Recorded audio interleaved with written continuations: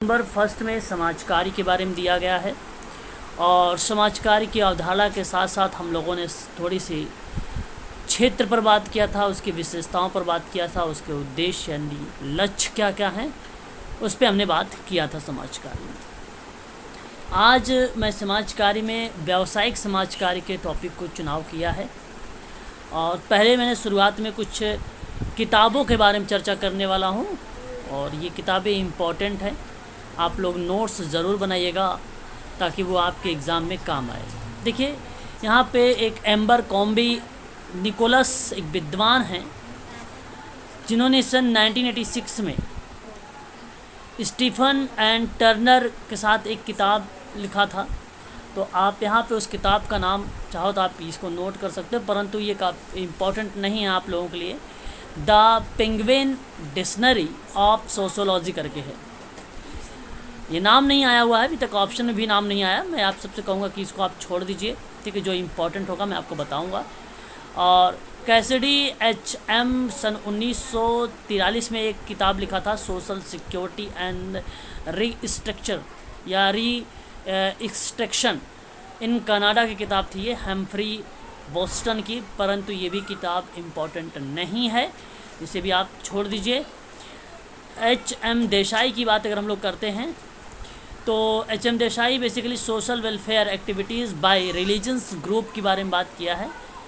ये किताब आप लोगों से हो सकता है आ जाए कि HM देसाई की कौन सी किताब है, HM देसाई का।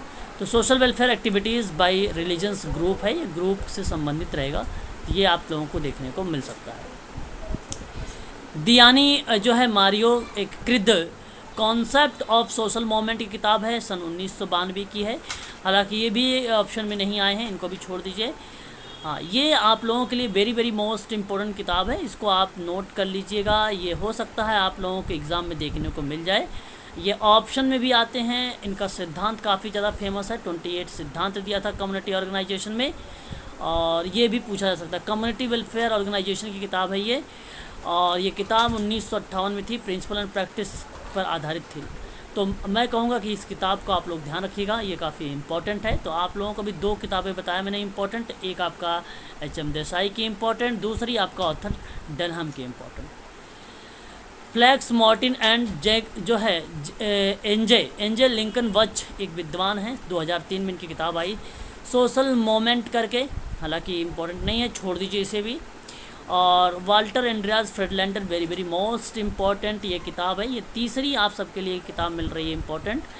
इनका नाम काफ़ी बार एग्ज़ाम में पूछा जाता है और किताब भी पूछी जाती है। सन 1963 में जो है इंट्रोडक्शन टू सोशल वेलफेयर किताब आई थी इनकी, ये आप ध्यान रखिए। देखिए आप देख रहे हैं कि ये इग्नू का है, ठीक है, ये इग्नू की किताब से लिया गया है सारे कंटेंट या बुक, तो ये आप लोगों के लिए इम्पोर्टेंट बन सकता है, ठीक है, ध्यान रखिएगा सभी लोग। आगे अगर बात करते हैं MS गोरे के बारे में, आप लोग भली भांति तरीके से पता होगा, ठीक है। सन 1987 में सोशल रिफॉर्म करके था। अच्छा, सोशल रिफॉर्म बेसिकली सामाजिक आंदोलन को बताता है। मैं आपको बता दूँ सामाजिक आंदोलन की अवस्थाएं होती हैं, मुझे आप सबको मालूम होगा। MS गोरे की जो किताब आई थी वो बेसिकली सामाजिक आंदोलन पर ही था, रिफॉर्म। तो मैं आप सबसे कहूँगा मोमेंट पर आधारित था, यहाँ पे सुधार के परिप्रेक्ष्य में बात करते थे वो।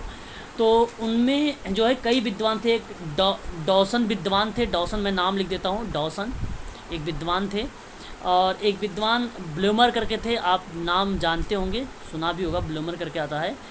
और एक विद्वान का नाम आता हर्टन एंड हंट करके, ये काफ़ी ज़्यादा फेमस है, ये भी इनके बारे में बताता हूँ मैं आप लोगों से, ताकि यहाँ पे आप लोग को जो है जो बच्चे 20 से 30 सितंबर के बीच में जिसका एग्ज़ाम होने वाला है उनका कॉन्सेप्ट काफ़ी क्लियर हो जाएगा इस टॉपिक से लेकर, है ना। तो याद रखिएगा, काफ़ी इम्पोर्टेंट है ये। और एक है फेडरिको भी एक ऐसा विद्वान है जो इम्पोर्टेंट है। तो मैं आप लोगों से कहूँगा इतने विद्वानों का जो है मैं आपको बताने चल रहा हूँ अवस्थाओं के बारे में सामाजिक आंदोलन की। तो जो डॉसन महोदय थे, इन्होंने कहा था कि जो सामाजिक आंदोलन करोगे वो कुछ अवस्थाओं से गुजरेगा। जैसे इन्होंने सबसे कहा कि सामाजिक असंतोष होगा, पहला इन्होंने बोला था सामाजिक असंतोष होगा, ठीक है, इसको अगर आप नोट कर रहे हैं तो बहुत अच्छी बात है, क्योंकि बहुत इंपॉर्टेंट टॉपिक मैं आपको बता रहा हूँ। क्रम पूछ लेता है सामाजिक आंदोलन की अवस्थाओं का। अगर जैसे मैंने अभी आपको पढ़ाया है कि सामाजिक समूह कार्य की अवस्थाओं को लेकर ट्रेकर का, टकमैन का, गोरलैंड का, वही वही उसी टाइप का ये भी आपको प्रश्न बना सकता है सामाजिक आंदोलन में भी। तो पहला आप सामाजिक असंतोष लगाएंगे, दूसरा आप वहाँ पे ऑप्शन में देखेंगे जन उत्तेजना की बात करेंगे, तो वो भी आप लोगों के लिए इम्पोर्टेंट बन जाएगा। तीसरे की मैं बात करूँगा आप लोगों से, तो औपचारिकीकरण बन जाता है, औपचारिकीकरण, ठीक है, औपचारिकीकरण बन जाएगा, इसको आप लोग ध्यान रखिएगा। और जो चौथा बन जाएगा वो बन जाएगा आपका संस्थाकरण बन जाएगा। तो ये चार ऐसे है डॉनसन के अकॉर्डिंग। ब्लूमर की बात करेंगे तो उनका भी एक पहला ऑप्शन, जो पहला पॉइंट बनेगा वो उत्तेजना बनेगा। क्या बनेगा? उत्तेजना। ब्लूमर काफ़ी ज़्यादा फेमस है, ब्लूमर का नाम पे आप ना स्टार लगा लीजिएगा या IMP लिख लीजिएगा। उत्तेजना क्या था? सामाजिक आंदोलन के विकास का प्रथम स्तर माना गया इसको ब्लूमर के अकॉर्डिंग। कहा कि ये प्रथम अवस्था है, और यहाँ तक कि ये भी बात बोला उसने कि समाज में जो प्रचलित किसी वर्तमान समस्या के प्रति, जो भी प्रचलित है समस्याएं, उन समस्या के बारे में जब भी आप सदस्यों में जो प्रचलित असंतोष की भावना है, उस असंतोष की भावना ही सदस्यों में उत्तेजना विकसित कर देती है। यही कारण था कि सामाजिक आंदोलन का पहला स्टेप उत्तेजना रखा। उत्तेजना, रीजंस बता देता हूँ मैं आपको। बताया ये कि भाई वर्तमान समस्या के प्रति सदस्यों में प्रचलित असंतोष की भावना उत्तेजना उत्पन्न करती है, ये ब्लूमर का कहना है। दूसरी बात इनकी थी, दूसरा स्टेटमेंट अगर आप लिखना चाहें तो निश्चित भावना का विकास करना। और आप जानते होंगे निश्चित भावना का विकास करना किसे कहते हैं? आंदोलन के विकास में ना, मैं यहाँ पे लिख भी देता हूँ, निश्चित, नोट करते रहिएगा, भावना का विकास है ना, भावना। तो इसमें आंदोलन के विकास की ये दूसरी अवस्था मानी गई, और ये बताती है आंदोलन के बारे में निश्चित भावना और सिद्धांतों का गठन करती है। यह संघ भावना आंदोलनकारियों को एक दूसरे के नज़दीक लाने का कार्य करती है, इसलिए निश्चित भावना यहाँ पे होना ज़रूरी है। तो ये दूसरी अवस्था है। तीसरी अवस्था की अगर मैं बात करूँ तो मनोबल का विकास करना, और आंदोलन के विकास में तीसरी अवस्था मनोबल की ही है, और यहाँ पे आंदोलनकारियों का मनोबल अधिक दृढ़ और निश्चित हो जाता है। मनोबल का विकास आंदोलन के लिए अनिवार्य होता है, इसलिए मनोबल तीसरे पॉइंट में आता है। चौथा पॉइंट अगर हम बात करते हैं विचारधारा का निर्माण करना, तो आंदोलन के विकास का ये चौथा अवस्था, जिसको हम लोग बोलते हैं आंदोलन की निरंतरता के लिए एक निश्चित विचारधारा का निर्माण किया जाता है, और यह विचारधारा आंदोलन का समर्थन करने वाले नेताओं का बुद्धिजीवियों द्वारा विकसित होती है। तो आप कह सकते हो कैसे में विचारधारा का निर्माण, विचारधारा का निर्माण, है ना, इसको आप नोट करते रहिएगा। नंबर 5 ब्लूमर का है यहाँ पर अंतिम, संचालन युक्तियों का विकास। संचालन युक्तियों का विकास, देखिए ये भी इम्पोर्टेंट है, ऐसा नहीं कि नहीं इम्पोर्टेंट है। विचारधारा के विकास के जस्ट तत्पश्चात, यानी उसके बाद, आंदोलन के संचालन के लिए गुणकारी युक्तियों के बारे में सोच विचार कर किया, या तर्क वितर्क, या विभिन्न परिस्थितियों में अपनाई जाने वाली वैकल्पिक युक्तियों का सहमति प्राप्त करने का प्रयास जो किया जाता है, ये इसी स्टेप में किया जाता है। तो bloomer very very most important, ये जो 5 मैंने बताया है ब्लूमर का, डॉसन का जो मैंने 4 बताया है, इसको आप लोग ध्यान रखिएगा, ठीक है। आगे बढ़ते हैं, और भी कुछ पॉइंट हम ले लेते हैं, और भी चीज़ें कुछ आती हैं। जैसे अगर मैं बात करूं हर्टन एंड हंट के बारे में, तो असंतोष की अवस्था इन्होंने पहले बताया था। दूसरा इनका कहना था कि उत्तेजनापूर्ण अवस्था। तीसरा इनका कहना था औपचारिकीकरण की अवस्था। चौथा इनका कहना था कि संस्थाकरण की अवस्था। पाँचवां इन्होंने कहा था समापन, हर्टन एंड हंट ने बोला था। फेडरिको ने कहा था प्रारंभिक अवस्था, पहले बोला था। दूसरी जो बोला था उसने बोला था लोकगत की अवस्था। तीसरा इन्होंने जो बोला था फेडरिक ने औपचारिक अवस्था, और जो चौथा बताया था वह संस्थागत बताया था, संस्थागत बताया था। काफ़ी इम्पोर्टेंट था ये, बेसिकली सोशल रिफॉर्म से मुझे याद आया है, याद रखिएगा। और सोशल रिफॉर्म का जो कॉन्सेप्ट है वो किसका कॉन्सेप्ट माना जाएगा, आप याद रखेंगे, MS गोरे का। याद हो गया? बताइए ज़रा एक बार मुझे, स्पष्ट है? एक बार कंफर्म कर दीजिए। MS गोरे। माधव सदाशिव गोरे, इनका जो है पूरा नाम है ना, आपको मालूम होगा अच्छे से, है ना, माधव सदाशिव गोरे। क्लियर है? एक बार कंफर्म कर दीजिए मुझे। ठीक है, तो इनका बता दीजिए। हार्टन हंट ने कहा था असंतोष की अवस्था सबसे पहले आती है सामाजिक आंदोलन में, फिर उसके बाद आपका आता उत्तेजना की अवस्था आती है, फिर उसने कहा कि औपचारिकीकरण की अवस्था होती है, फिर संस्थाकरण, फिर समापन होता है। इन्होंने इस तरीके की बात कही थी। देखिए, इनकी एक इतनी इम्पोर्टेंट किताबें हैं। इन्होंने बेसिकली जो है अर्बनलाइजेशन की बात किया था। एम.एस. गोरे एक ऐसे विद्वान हैं समाजकारी में जो ऑप्शन में हमेशा आते हैं और इनका क्वेश्चन भी बनाया जाता, पूछा जाता है इनके कॉन्सेप्ट से। इनका कॉन्सेप्ट एक था एम.एस. गोरे का, जो है अर्बनजेशन मतलब होता है शहरीकरण, एंड फैमिली चेंज इनकी एक किताब आई थी सन 1968 में, 1968 में। तो एम.एस. गोरे के एक कॉन्सेप्ट आपका सोशल रिफॉर्म याद हो गया, दूसरा कॉन्सेप्ट आपको ये याद हो गया जो मैंने शहरीकरण और परिवार परिवर्तन के बारे में बताया। तीसरी बात अगर हम बात करते हैं एम.एस. गोरे के बारे में, तो आप यहाँ पर देख लीजिए, मैं यहाँ पर आप लोगों को बता देता हूँ। 3-4 और बातें हैं इन्हीं के परिप्रेक्ष्य में जो कि काफ़ी इंपॉर्टेंट विद्वान है, एग्जाम में पूछा जाता है इससे लेकर प्रश्न। Social work and social work education की बात करता है ये, social work and social work education की बात करता है एम.एस. गोरे। सन 1965 में इसकी परिचर्चा हुई थी किताब पर। तो ये भी इम्पोर्टेंट है आप सबके लिए। और आप जानते हैं सम एक्सपेक्ट करके एक किताब, कई बार एग्ज़ाम में आया हुआ प्रश्न है, पूछा भी जाता है। सम एक्सपेक्ट ऑफ डेवलपमेंट या सोशल डेवलपमेंट की बात करता है सन 1985 में। इसको आप लोग ध्यान रखिएगा, ये एग्ज़ाम में पूछा गया प्रश्न है। ठीक है, याद रखेंगे आप सभी लोग इन सारी बातों को। सोशल डेवलपमेंट 2003 में इसी एम.एस. गोरे की किताब आई थी, सोशल डेवलपमेंट 2003 में। ठीक है, 2003 में। और ये सोशल डेवलपमेंट ये था कि challenging faced in an unequal and plural society की बात करता था। कहने का मतलब आप लोग समझ गए होंगे, सामाजिक विकास चुनौतियों का सामना के परिप्रेक्ष्य में इन्होंने बात किया था। माधव सदाशिव गोरे इनका पूरा नाम है, माधव सदाशिव गोरे इनका पूरा नाम है। याद रखेंगे आप सभी लोग इनके बारे में। तो ये सारी चीज़ें थी, काफ़ी इंपॉर्टेंट विद्वान था ये, इसको आप नोट रखिएगा। आगे बढ़ते हैं। जैकब के बारे में, methods in field of social work in India, काफ़ी ज़्यादा इंपॉर्टेंट है। ये एशिया के परिप्रेक्ष्य में पब्लिश की गई थी किताब मुंबई से, तो ये भी आप लोगों के लिए इम्पोर्टेंट है, आप इसको भी आप ध्यान रखिएगा।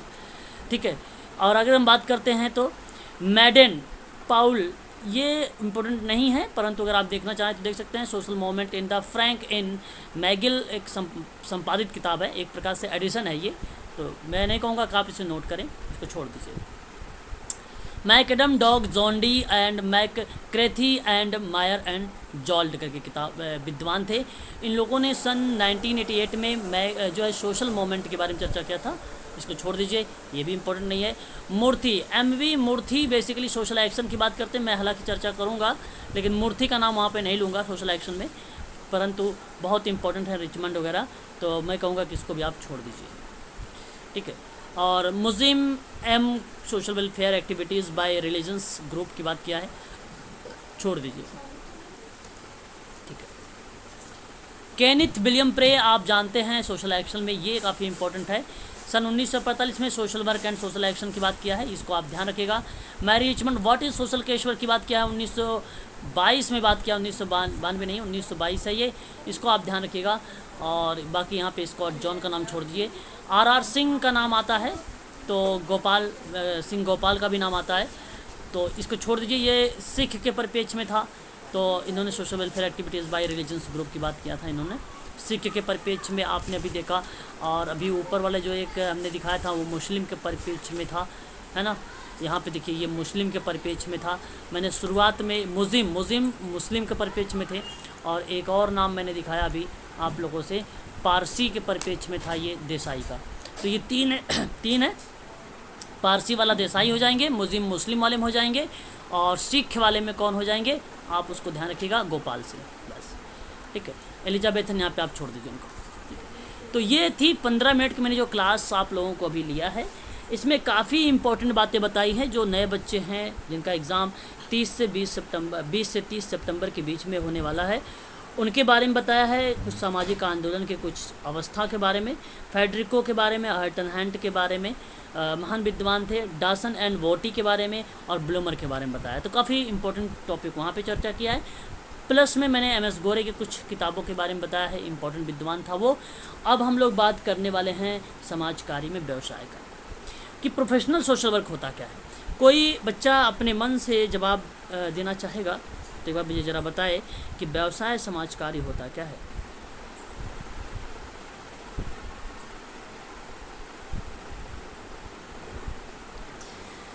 नहीं मालूम? अरे भाई नहीं मालूम है तो भी तो बता सकते हो। अच्छा जी, चलो कोई बात नहीं, अब मैं बताता हूँ। सुनो मेरी बात ध्यान से।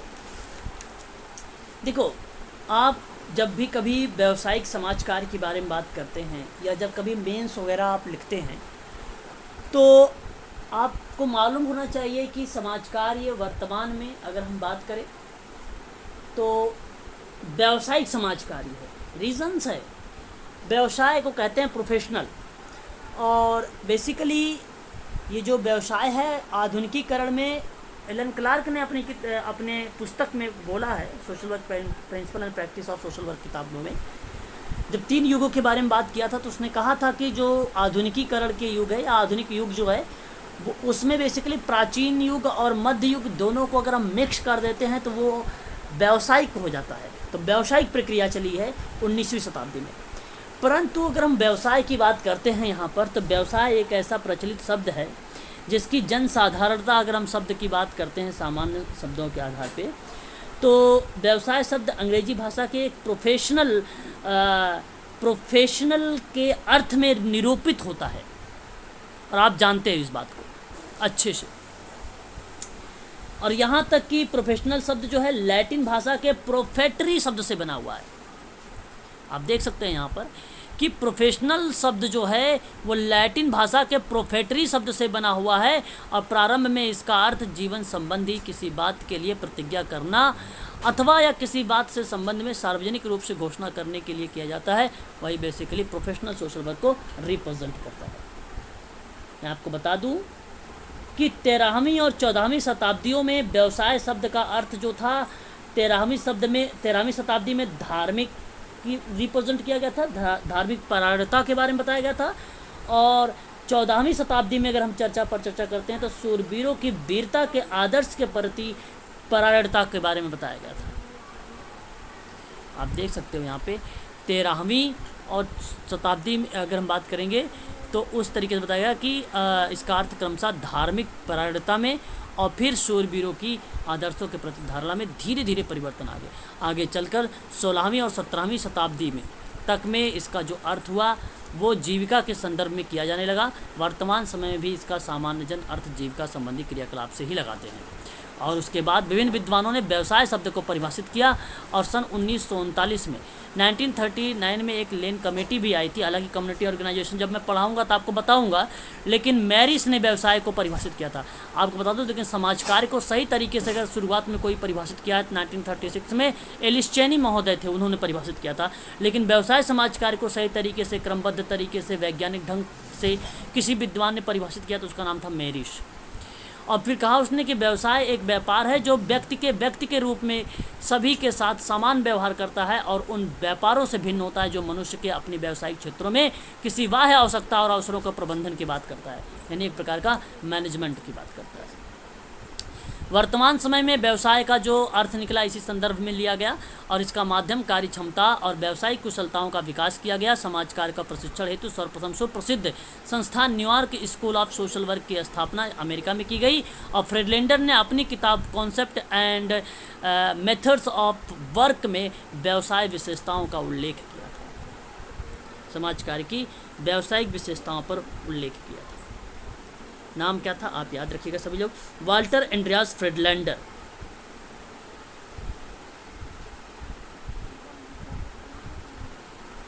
क्लियर है? सर। बहुत ही इम्पोर्टेंट टॉपिक चल रही है आप लोगों के लिए। क्लासेस आप सबकी जो है काफ़ी देरी से तो चली है हालांकि, लेकिन मैं आप सबको सारी बातें यहाँ पर स्पष्ट करना चाहता हूँ ताकि आप आसानी से किसी चीज़ को कर सके कवर। तो इनकी किताब का नाम याद रखिएगा, ये किताब एग्ज़ाम में पूछी भी जाती है, वाल्टर एंड्रियास फ्रीडलैंडर का।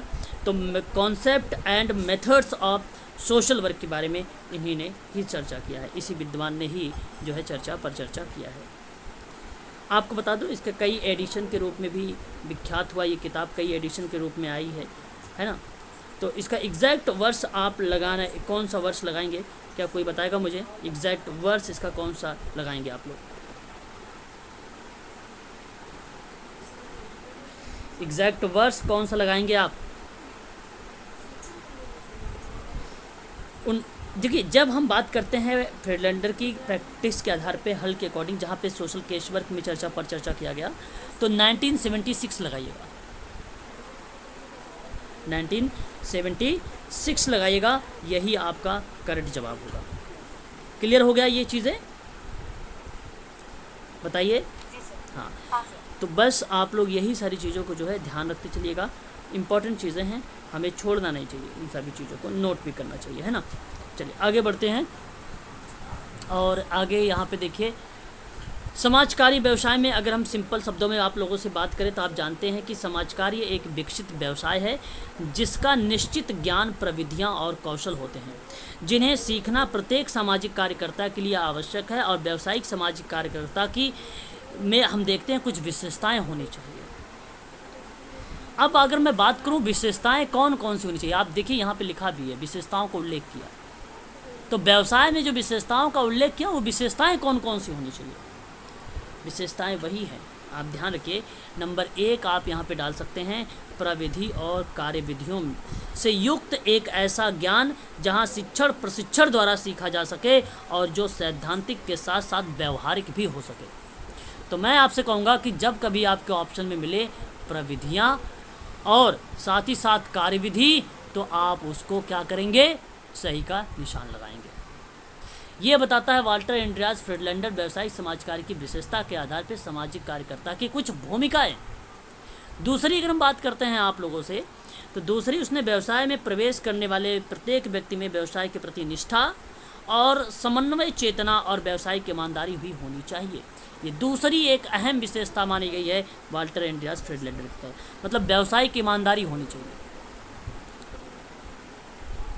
साथ ही साथ समन्वय चेतना की बात करना, समन्वय कोऑर्डिनेशन होना चाहिए, जागरूकता भी होनी चाहिए। व्यावसायिक जनहित की ओर प्रवृत्ति हो और प्रत्येक काम समाज की भलाई को ध्यान में रखकर संपन्न किया जाए। विधि और व्यवसाय की भांति समाज कार्य की भी विधियाँ विकसित हो और उनका भी परीक्षण भी किया जाए। तो फ्रीडलैंडर ने यहाँ पर विधियों को कुछ इस तरीके से बताया कि एक प्राथमिक विधि होगी और एक सहायक विधि होगी।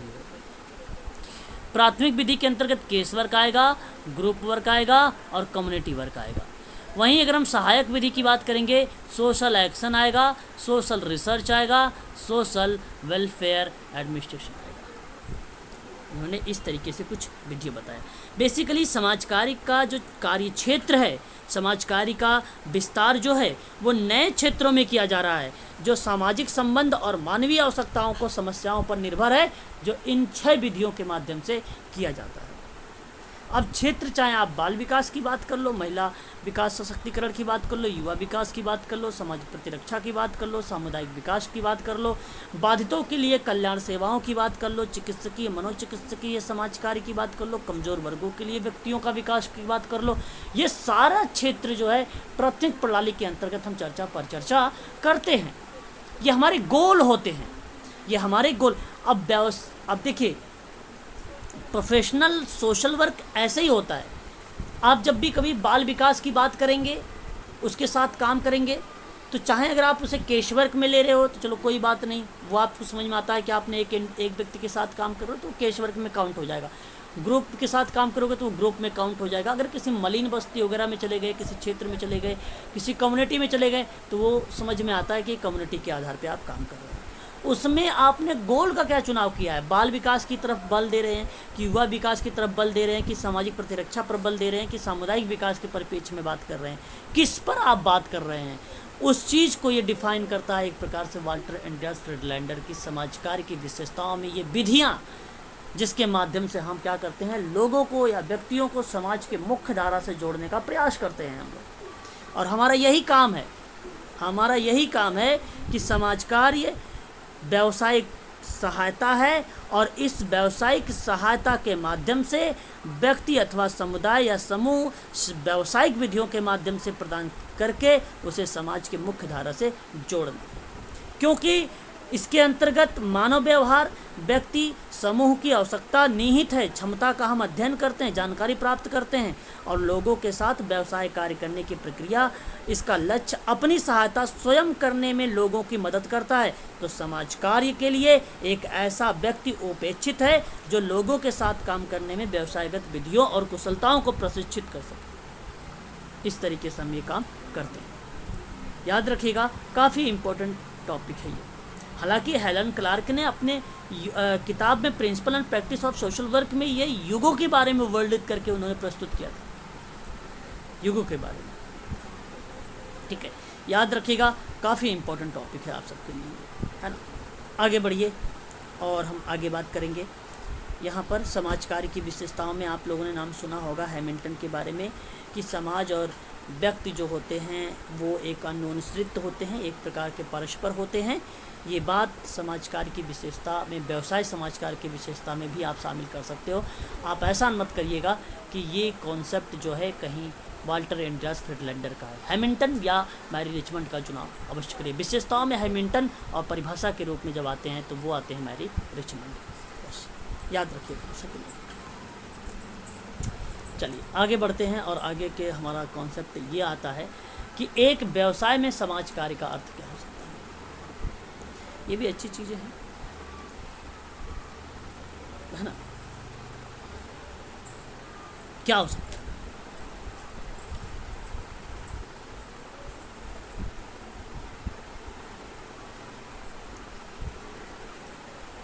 मैं बताता हूँ। देखिए, अभी आप लोग लाइन पे हो कि नहीं हो, ये बताइए।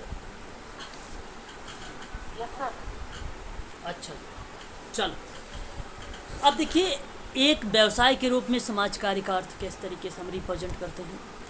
किसी भी कार्य को जब आप व्यवसाय की संज्ञा देते हैं, जब उसमें ज्ञान विज्ञान का समावेश होता है, तब हम व्यवसाय की संज्ञा देते हैं। व्यवसाय की संज्ञा ऐसे ही नहीं दी जाती है। व्यवसाय की संज्ञा हम तब देते हैं जब आप या मैं वैज्ञानिक विधि का या वैज्ञानिक ज्ञान का प्रयोग करता हूँ। यहाँ तक कि जब मैं अपने कौशल का प्रयोग करता हूँ, अपने अभिवृद्धि का प्रयोग करता हूँ, अभिवृत्ति का प्रयोग करता हूँ, ठीक है, अपनी क्षमताओं का प्रयोग करता हूँ, अपने कौशल का प्रयोग करता हूँ, अपने ज्ञान का प्रयोग करता हूँ, निपुणताओं का प्रयोग करता हूँ, विधियों का प्रयोग करता हूँ, सिद्धांतों का प्रयोग करता हूँ, तो ये बेसिकली एक समाज कार्य व्यवसाय का रूप ले लेता है। वहाँ पर अभिवृत्ति एक प्रकार का एटीट्यूड बताता है, काम करने का तरीका बताता है, आपको सिस्टम बताता है। अभिवृत्ति, एटीट्यूड, तो वो चीज़ें आपका रिप्रेजेंट होता है व्यवसाय समाज कार्य। तो समाज कार्य व्यावसायिक सेवा है, ये बात जानते हैं। और जब भी कभी आप कभी मेंस का लिखे या कभी आपके पेपर में आए तो आपको जरूर वहाँ पे चुनाव देखिए ऑप्शन में कि क्या व्यावसायिक सेवा लिखा हुआ। अगर लिखा हुआ तो ठीक है, कर दीजिए ओके। जो वैज्ञानिक ज्ञान और मानव संबंधों की निपुणता पर आधारित है या व्यक्तियों की अकेले समूह समुदाय में सहायता करता है।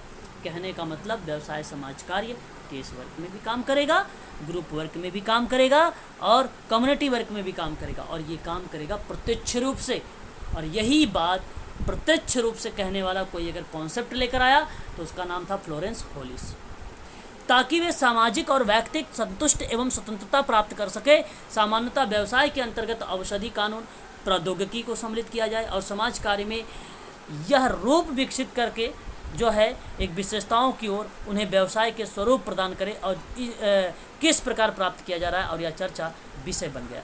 कहने का तात्पर्य मेरा कि व्यवसाय केवल संगठित जीविका के अर्थ में ही नहीं बल्कि एक वृत्ति के रूप में है, और वृत्ति एक प्रकार का व्यवसाय कहलाती है। जहाँ पे वैश्यावृत्ति हो सकती है, भिक्षावृत्ति हो सकती है। अच्छा, वैश्यावृत्ति को एक अतीत काल में व्यवसाय की संज्ञा दी गई थी, है ना। भिक्षावृत्ति को जीविका का साधन स्वीकार किया गया था। ये प्राचीन समय की बात कर रहा हूँ मैं, आज की वर्तमान समय की बात नहीं। आज तो बेसिकली समाज कार्य, एक प्रोफेशनल सोशल वर्क जो बना है वो एक वैज्ञानिक विधि एक अहम भूमिका निभाती है ना?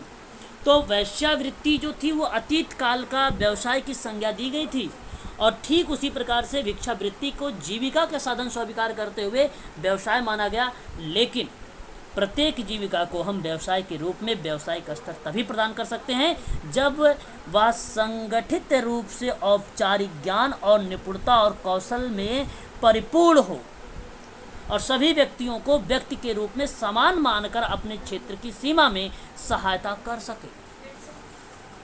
वो प्रक्रिया आपकी बनती है। ठीक है, इस बात को आप ध्यान रखिएगा।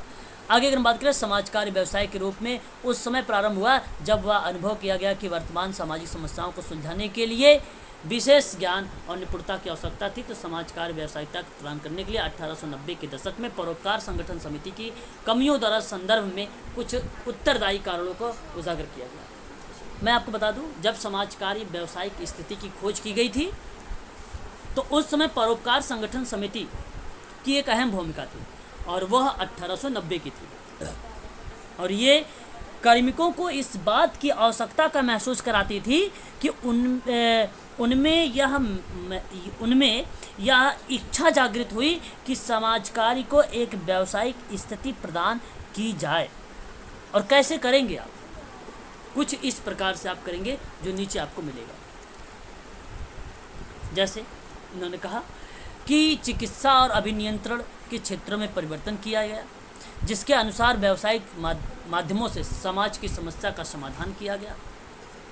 दूसरी बात, इन समितियों में कार्य करने वाले अधिकांश कार्यकर्ता व्यक्ति थे जिन्हें अपने जीवन यापन के लिए धनार्जन की आवश्यकता थी। वे अपने कार्य की एक वांछित कार्य और अच्छी मजदूरी देने वाले कार्यों के रूप में स्थापित किया चाहते थे। और तीसरी बात कि इन समितियों के माध्यम से शिक्षित महिलाओं का एक नया वर्ग सामने आया जो वीर से बाहर। ये बेसिकली अगर हम बात करें एक प्रकार से यहाँ पे जो परोपकार संगठन समिति थी, कार्मिकों की जो बात करती थी, वो 1890 की थी।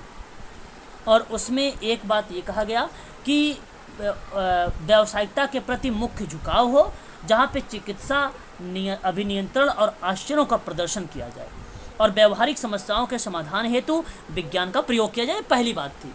दूसरी बात ये थी कि परोपकार संगठन समिति के अधिकांश कार्यकर्ता व्यक्तिगत कार्यकर्ता थे, जहाँ पे धन अर्जन की आवश्यकता थी और वे अपने कार्य को एक वांछित कार्य, अवांछित का मतलब होता है पॉजिटिव कार्य के रूप में लेते थे, पॉजिटिव के रूप में लेते थे और अच्छी मजदूरी देने वाले कार्यों के रूप में स्थापित किया गया था।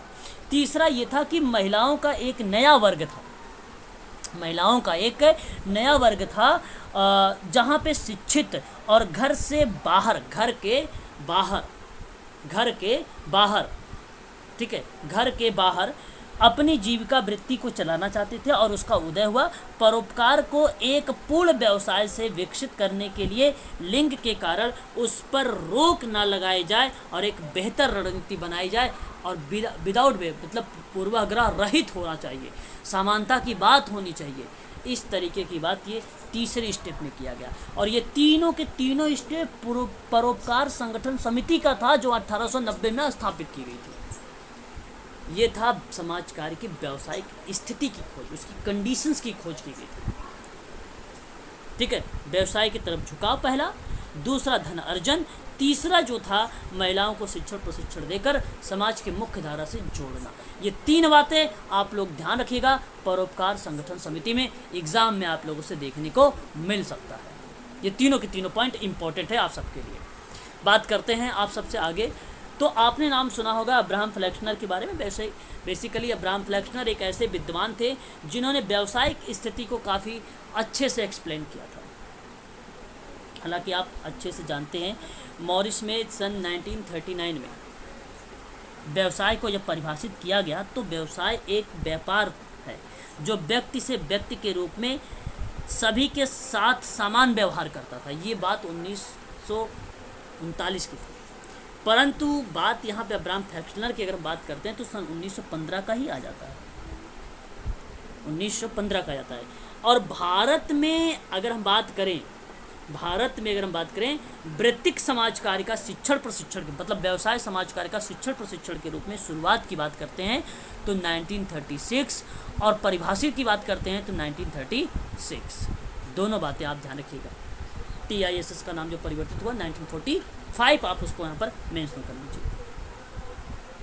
तो अब आगे बढ़िए कि व्यावसायिक समाज कार्य के संदर्भ में इन्होंने कहा कि 1915 में अब्राहम फ्लेक्सनर के द्वारा कि समाज कार्य व्यावसायिक स्थिति का मूल्यांकन किया। देखो बात यहाँ पर व्यावसायिक स्थिति का मूल्यांकन की है, किसकी है? मूल्यांकन की, व्यावसायिक स्थिति के मूल्यांकन की। और जिसके बाद समाज कार्यकर्ता के माध्यम से समाज कार्य में व्यावसायिकता जैसे शब्दों की अगर हम बात करें समाहित किया जाता था। और इस दौरान ही फ्लेक्सनर के द्वारा क्या समाज कार्य एक व्यवसाय है पर एक भाषण दिया जिसमें एक व्यवसाय की पहचान करने के अंग की संज्ञा दी गई। और उनके भाषण में व्यवसाय के संदर्भ में निम्न तथ्यों को सामने रखा गया। व्यवसाय बड़ी मात्रा में व्यक्तिगत उत्तरदायित्व के साथ बौद्धिक क्रियाओं की आवश्यकता के रूप में संबद्ध होते हैं, विज्ञान और सीखने की कच्ची सामग्री पाते हैं और इस सामग्री को ही वे जो है व्यवहारिक और निश्चित उद्देश्य के प्रति हेतु कार्य में लगते हैं। बेसिकली दान और एक सुधार, आप चाहो तो लिख सकते हो, इंपॉर्टेंट चीज़ें हैं। दान एंड सुधार पर एक बाल्टीमोर, बल्टी नहीं बाल्टीमोर,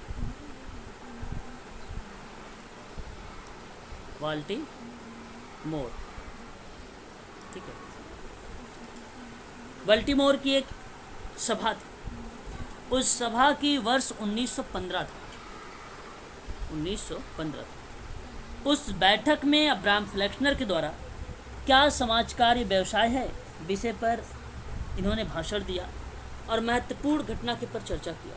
फ्लेक्सनर ने व्यावसायिक शिक्षा का उल्लेखनीय विशेषज्ञ थे और इन्होंने 6 गुणों का उल्लेख किया। व्यवसाय की पहचान करने के अंग की इन्होंने संज्ञा दी। फ्लेक्सनर ने इस बात को कहा कि व्यवसाय बड़ी मात्रा में व्यक्तिगत उत्तरदायित्व के साथ बौद्धिक क्रियाओं के आवश्यक रूप से संबंध होते हैं, विज्ञान एवं सीखने से कच्ची सामग्री पाते हैं और इस सामग्री को वे व्यवहारिक और निश्चित उद्देश्य की प्राप्ति हेतु कार्य में लाते हैं। एक शैक्षणिक संक्रमण प्रविधि होती है और स्वयं संगठित होती है और उसे एक संप्रेरणा से बढ़ती परोपकारी की क्रिया में बनता है। तो इसलिए इन्होंने इस बात को कहा कि क्या समाज कार्य व्यवसाय है। ऐसा अगर कोई शब्द बोलने वाला विद्वान है तो वो है अब्राहम फ्लेक्सनर। सन 1915 में कब अब्राहम फ्लेक्सनर ने बोला था? दान और सुधार की बाल्टीमोर की सभा में। याद रखिएगा ये बात। आगे अगर हम बात करते हैं तो सन 1915 में कुछ कारण बताए जो अभी तक व्यवसाय में नहीं था। कहा कि समाज कार्य के पास एक सही मायने में व्यवसाय की शक्ति उत्तरदायित्व तो नहीं थे, क्योंकि समाज कार्य ने अन्य व्यवसाय के माध्यम मध्यस्थता का मतलब एक प्रकार सा मेडिटेट था जो उपचार का काम करता था यही उस समय। फिर कहा कि समाज कार्य के माध्यम से प्रयोगशाला संगोष्ठी होती है और उन्हीं के माध्यम से समस्या का समाधान को खोजा जा सकता है। फिर भी उद्देश्यपूर्ण संगठित शैक्षणिक विधा विशेष पर आधारित नहीं थी। ये आपकी दूसरी बात। व्यवसाय समाज कार्य में तीसरी बात इन्होंने कहा कि विशेषीकृत क्षमता की उच्च मात्रा में युक्त नहीं था, क्योंकि उस समय समाज कार्य अभ्यास बृहद क्षेत्र में इसलिए उसकी एक्सप्लेन नहीं हो पाती थी। तो ये 3 बातें थी अब्राहम फ्लेक्सनर की जो आप सबको याद करने लायक है। आप लोग चाहो तो उसको याद कर सकते। अब्राहम फ्लेक्सनर ने फिर भी व्यावसायिक स्वयं चेतना के तीव्र विकास को स्वीकार किया और इस बात को माना कि समाज कार्य व्यवसायीकरण की प्रारंभिक अवस्था में था और समाज कार्यकर्ताओं की परोपकारी संप्रेरणा को अच्छा कार्य करने के प्रति समर्पण की भावना को सराहा। इस तरीके की बात इसने अब्राहम फ्लेक्सनर ने इस बात को कहा। इस चीज़ को आप सभी लोग जो है ध्यान रखिए। यहाँ तक कोई दिक्कत? अभी मैंने आपको व्यवसाय समाज कार्य के बारे में बताया है, और व्यवसाय समाज कार्य के अंतर्गत अब्राहम फ्लेक्सनर और कुछ महत्वपूर्ण किताब के बारे में और उसके कुछ विशेषताओं के बारे में मैंने आप लोगों को अभी तक समझाया है। काफ़ी इंपॉर्टेंट है ये, आप लोगों को व्यावसायिक समाजकार से हर बार एग्जाम में पेपर में पूछा जाता है, और इसी में से आएगा, कोई बाहर से कुछ नहीं आने वाला। जितनी चीज़ें मैंने आपको अभी बताया है, जो चीज़ें आप लोगों को लिखवाया है, वही चीज़ आने वाली। यहाँ तक क्लियर है तो फिर बताएं, तो फिर मैं आगे बढ़ूँ। बताओ।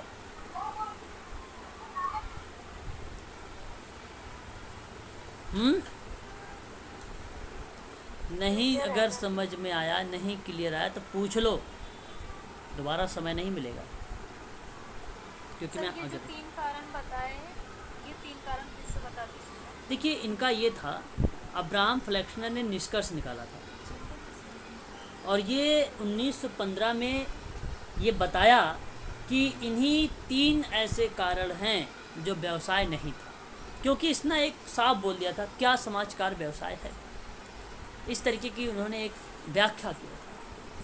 तो पहला कहा कि समाज कार्य ने, क्योंकि क्यों नहीं था, क्योंकि समाज कार्य ने अन्य व्यवसाय के मध्य मध्यस्थता की थी, इसके पास एक सही मायने में व्यवसाय की शक्ति का उत्तरदायित्व तो ही नहीं था, तो जाहिर सी बात है वो होगा ही नहीं। ये पहली बात थी, है ना, ये पहली बात थी। दूसरी बात ये थी कि समाज कार्य अपने ज्ञान और समूह तथ्य और विचार का प्रयोगशाला और संगोष्ठी समझ रहे होंगे आप लोग, प्रयोगशाला समझ रहे होंगे आप लोग, दोनों से प्राप्त करता है, फिर भी यह उद्देश्यपूर्ण संगठित शैक्षिक विधा विशेष पर आधारित नहीं थी।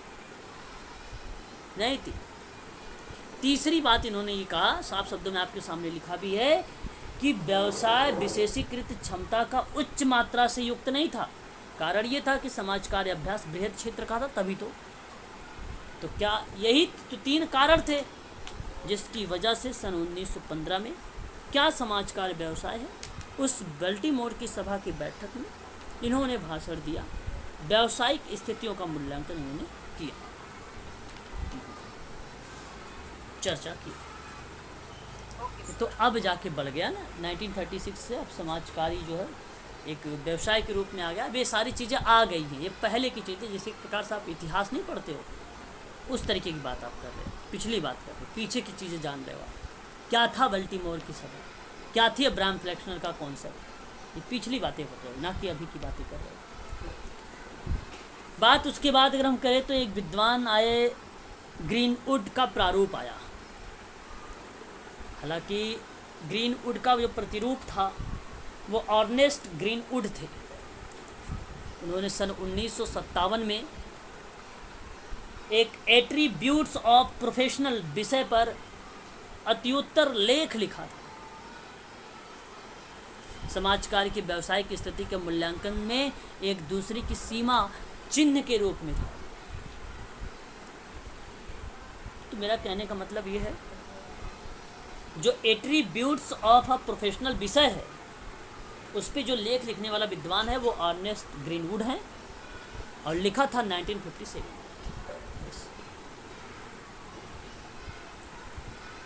आया था वो लेके आना हाँ?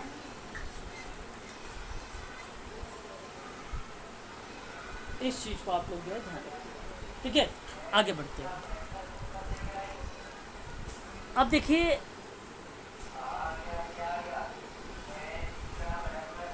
इन्होंने कुछ सूचक बताए शब्द।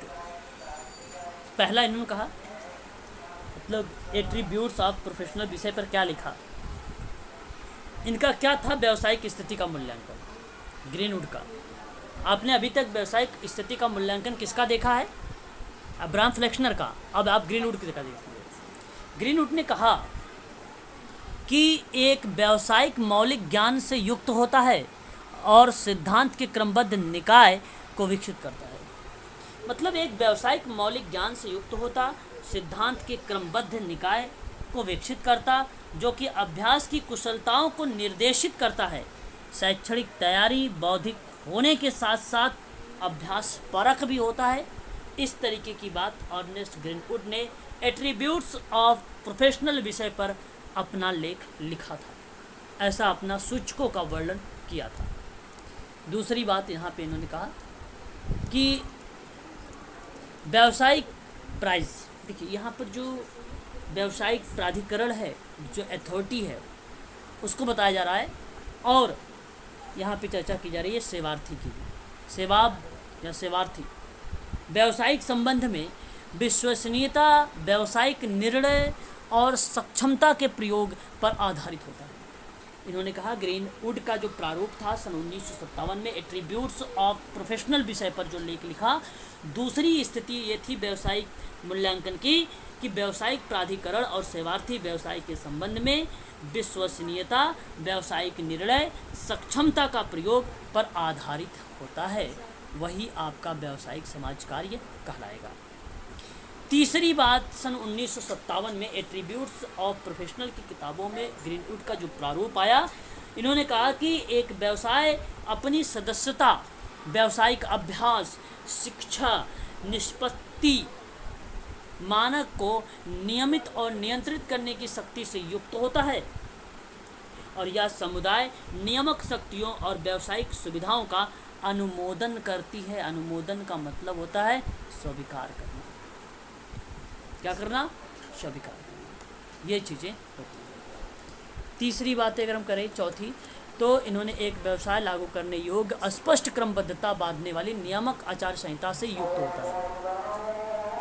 कहने का मतलब एक व्यवसाय लागू करने योग्य स्पष्ट क्रमबद्धता बांधने वाली नियामक आचार संहिता से युक्त होता है, और यह आचार संहिता व्यवसाय के सदस्यों को नीतिगत व्यवहार प्रदर्शित करने के लिए बाध्य करती है। इसलिए ये चौथा स्टेटमेंट था ग्रीनवुड प्रारूप में 1957 में एट्रीब्यूट्स ऑफ प्रोफेशनल के विषय पर इन्होंने जो लेख लिखा व्यावसायिक स्थिति का मूल्यांकन में, ये चौथी बात आचार संहिता को मेंशन किया।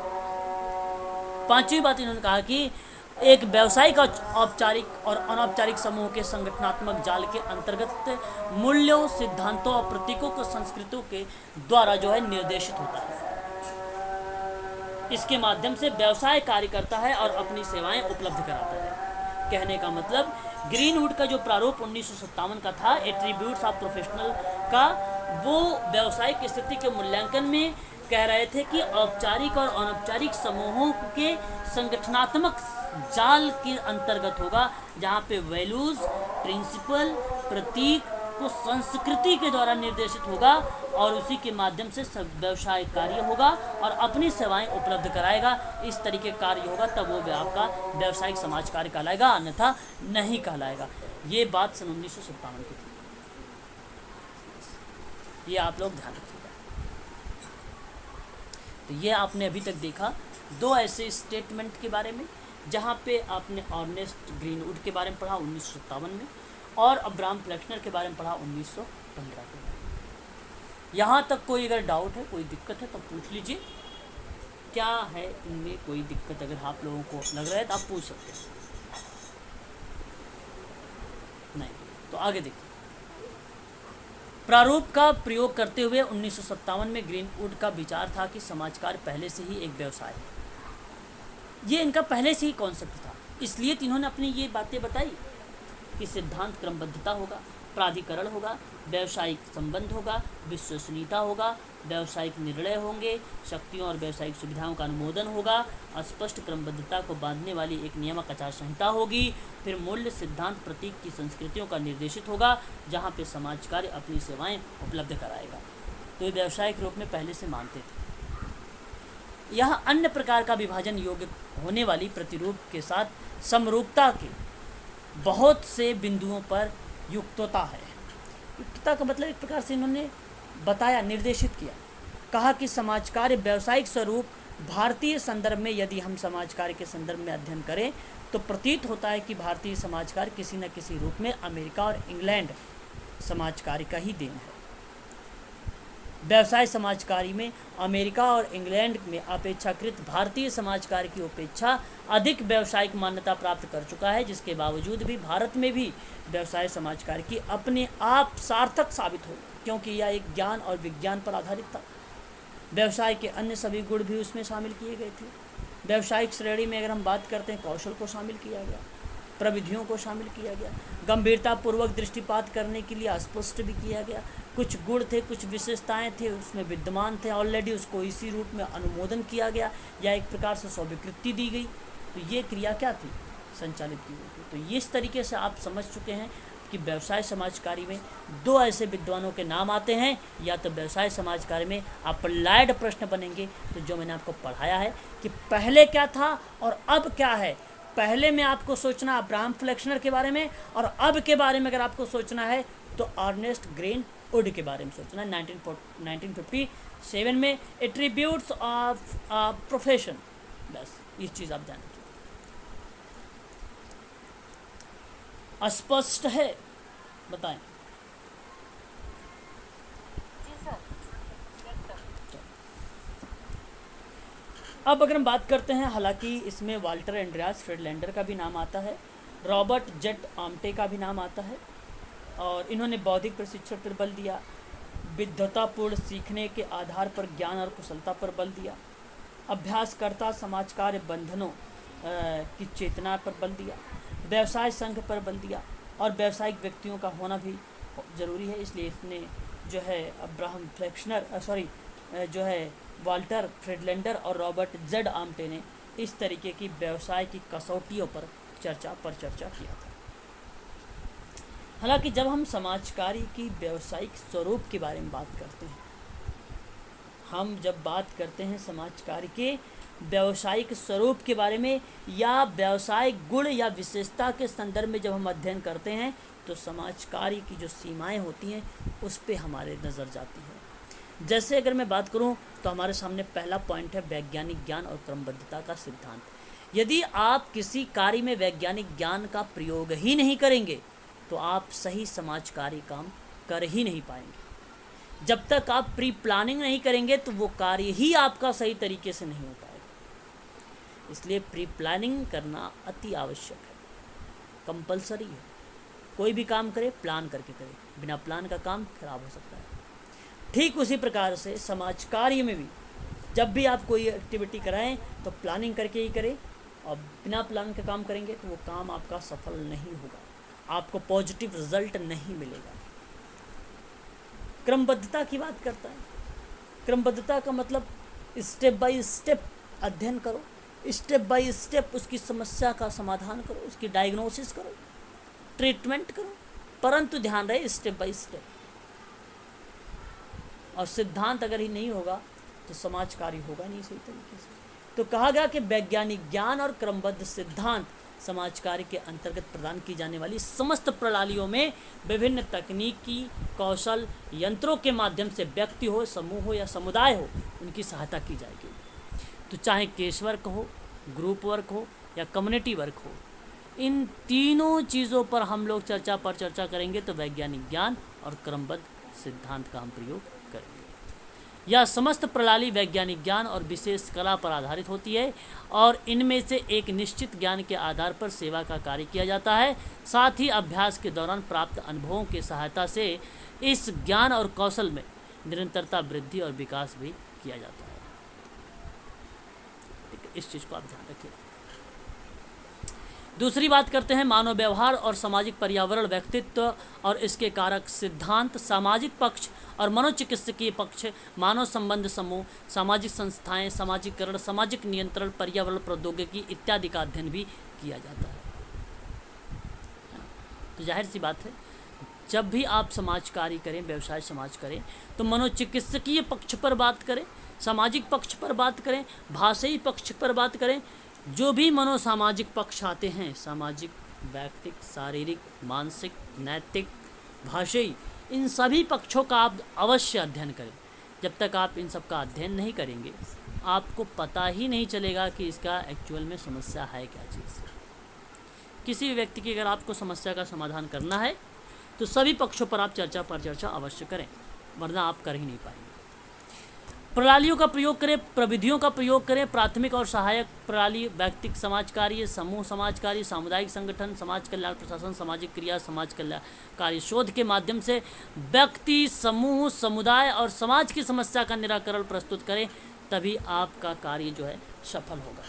इसीलिए कहा गया कि समाज कार्य के व्यावसायिक स्वरूप में वैज्ञानिक ज्ञान और क्रमबद्धता का सिद्धांत, विशिष्ट प्रविधियाँ और विधियाँ जो है प्रणालियाँ का प्रयोग करें, शैक्षिक और प्रशिक्षण पद्धति का प्रयोग करें, और साथ ही साथ अगर हम बात करें तो आप जो है संस्था के अंतर्गत या वह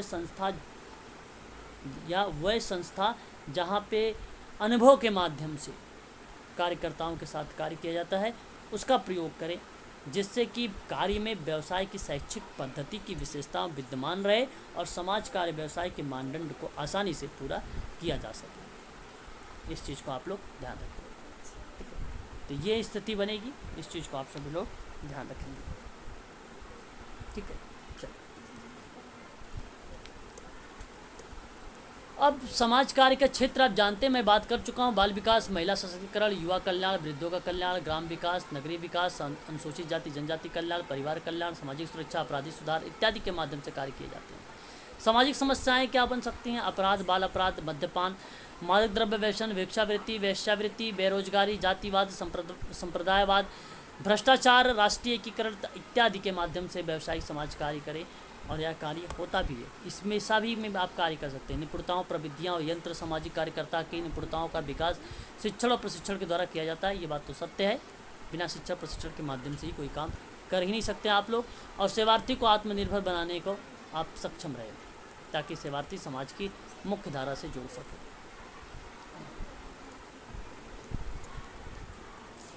समाज कार्य शिक्षा के कार्य का जब हम बात करते हैं तो वहाँ पर शिक्षा स्नातकोत्तर पीएचडी स्तर पर दी जाती है, और यह शिक्षा विश्वविद्यालय के विभाग द्वारा स्वतंत्र रूप से कार्यरत है।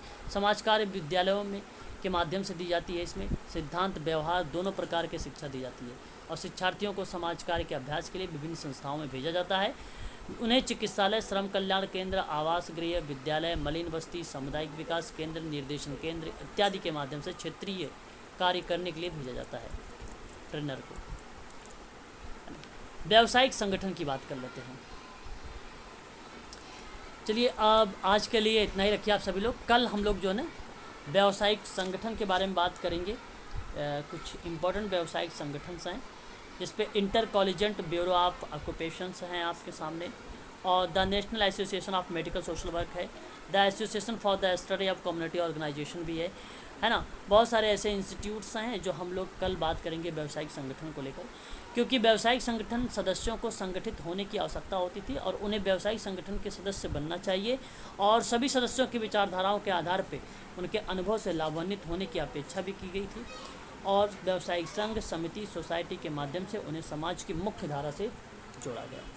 तो इन सभी चीज़ों पर मैं कल आप लोगों से चर्चा करूंगा। आज की जो टॉपिक थी यहीं तक रहेगी, जहां मैंने ग्रीनवुड का प्रारूप है ना, आप लोगों से अब्राहम फ्लेक्सनर का प्रारूप, व्यवसाय समाज कार्य का कॉन्सेप्ट, कुछ महत्वपूर्ण विद्वान के बारे में चर्चा किया, और व्यवसाय समाज कार्य का स्वरूप पढ़ाया है। कल पढ़ाऊँगा व्यावसायिक संगठन कौन कौन से हैं। पूछ लिया जाता है किसकी पत्रिका भारत में स्थापित की गई है, व्यावसायिक संगठन में कौन कौन सी पत्रिका है, कहाँ की है, कब है, और कौन कौन सी संस्था है, वो कब स्थापित की गई, उसका फुल फॉर्म क्या है, ये सारी चीज़ों पर कल हम लोग चर्चा करेंगे शाम 6 बजे से। ठीक है, आज के लिए बस इतना ही। यदि आप समाज कार्य में ऑनलाइन क्लास लेना चाहते हैं तो उसके लिए जो फ़ीस रखी गई है 5000 फ़ीस रखी गई है, उसको 2 किस्तों में आप फ़ीस को जमा कर सकते हैं 2500 रुपये करके। ठीक है, और इसका क्रैश कोर्स चलाया जा रहा है 999 रुपये में, जो 20 से 30 सितंबर के बीच में यूजीसी नेट का जो एग्ज़ाम होने वाला है उसके परिपेक्ष में क्रैश कोर्स है। वहाँ पर आपको जो है पीडीएफ आपको प्रोवाइड किया जाएगा, और आपका जो है यूनिट 1 से लेकर यूनिट 10 तक की जो है वीडियो का लिंक प्रोवाइड कराया जाएगा आप लोगों को उसमें में, और मॉक टेस्ट और PYQ प्रीवियस ईयर का क्वेश्चन पेपर आपको जो है सॉल्व करवाया जाएगा शाम 8 बजे से 9 बजे के बीच में। ठीक है, यदि आप 5000 में 2 किस्तों में जमा होने वाली जो फीस है 2500, इसमें आप लोगों को 2 बार यूजीसी के नेट के एग्ज़ाम में बैठने का मौका मिलेगा, और आपको यहाँ पे 2 क्लासेस आपको प्रोवाइड किया जाएगा। एक शाम 6 बजे से 7 बजे तक क्लास चलेगी, दूसरी क्लास 8 से 9 बजे से चलेगी। ये 2 क्लासेस आपको प्रोवाइड किया जाएगी शाम को 5 बजे से, याद रखिएगा आप सभी लोग। और अगर आप अधिक जानकारी लेना चाहते हैं यूजीसी नेट समाजकार के बारे में, तो आप संपर्क कर सकते हो 8506031308 पर। ठीक है, आप व्हाट्सअप भी कर सकते हो और कॉल करके आप संपूर्ण जानकारी प्राप्त भी कर सकते हो। याद रहे, आप लोग 2 बार यूजीसी के नेट का एग्ज़ाम देने बैठेंगे, ये चाहे 2 साल में हो या चाहे वो 3 साल में हो। जब तक आपका 2 बार यूजीसी का एग्ज़ाम नहीं होगा तब तक आप मुझसे समाजकारी के बारे में पढ़ते रहेंगे। पीडीएफ आपको प्रोवाइड किया जाएगा और साथ ही साथ आपका मॉक टेस्ट और पीवाईक्यू प्रीवियस ईयर का क्वेश्चन पेपर करवाए जाएंगे और बेसिक कॉन्सेप्ट करवाया जाएगा। हर एक टॉपिक के बाद आपके मॉक टेस्ट होंगे, यूनिट वाइज आपके मॉक टेस्ट होंगे। ठीक है, जो क्लास आपकी कंप्लीट होगी उस क्लास के जस्ट बाद आपको क्या मिलेगा, पीडीएफ भी प्रोवाइड कराया जाएगा। तो आज के लिए बस इतना है।